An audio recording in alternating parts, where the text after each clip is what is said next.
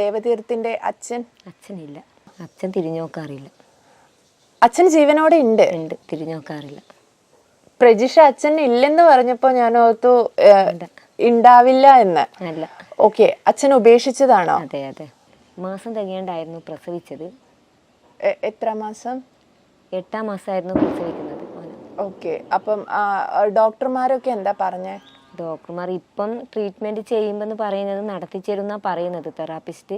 Baby memorial Easwar ഡോക്ടറാണ് ഇപ്പൊ surgery ചെയ്തത്. എന്താ സർജറി എന്താ ചെയ്തത്? കാലിന്റെ സർജറിയാണ്? Ortho surgery. അത് ഓർത്തോ ഡോക്ടറാണ് ചെയ്തത്. ഈശ്വർ ഡോക്ടർ ഇതൊക്കെ ചെയ്തതാണ് മോന്റെ കാലിന്. ഓക്കെ, അപ്പം ഡോക്ടർ ഒരു ഉറപ്പ് പറഞ്ഞിട്ടുണ്ട് തെറാപ്പിയിലൂടെ മോനെ ദേവതീർത്തിനെ നടത്തിക്കാമെന്ന് പറയുന്നു. പക്ഷെ ഒരു ദിവസം 1500 രൂപ വേണം മോന്, ഡെയിലി ചെയ്യണം. അതിനുള്ള ഒരു സാമ്പത്തികം ഞങ്ങൾക്ക് ഇല്ല. ബുദ്ധിമുട്ടാണല്ലേ? ഓക്കെ, ദേവതീർത്തിന് ആരാ ഉള്ളത്? അനിയനാണോ? ഒരു മോനാണ്. ഓക്കെ, അനിയൻ സ്മാർട്ട് അല്ലേ? അനിയൻ ചെണ്ട കൊട്ടും. ഓക്കെ, അനിയൻ അത് പഠിച്ചിരുന്നു. ചെണ്ട മേളം ഇത് അരങ്ങേറ്റമൊക്കെ കഴിഞ്ഞാണ്. പിന്നെ അടുത്തത് സ്റ്റെപ്പ് പഠിപ്പിക്കേണ്ട സാമ്പത്തികം ഇല്ലാത്തതുകൊണ്ട് അത് നിർത്തിയിട്ടായിരുന്നു. ഓക്കെ, ആരൊക്കെ ഉള്ളത് വീട്ടില്? വീട്ടിലെ അച്ഛനും അമ്മയും ഞാനും 2 മക്കളുമാണുള്ളത്.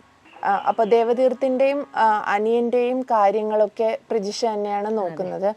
സപ്പോർട്ടിന് അച്ഛനും അമ്മയും ഉണ്ട് വീട്ടിലെ കാര്യങ്ങൾക്കൊക്കെ. ഓക്കെ, ഇത് നാട്ടുകാര് സഹായിക്കുക അങ്ങനെ എന്തെങ്കിലും ഉണ്ടായിട്ടുണ്ടോ?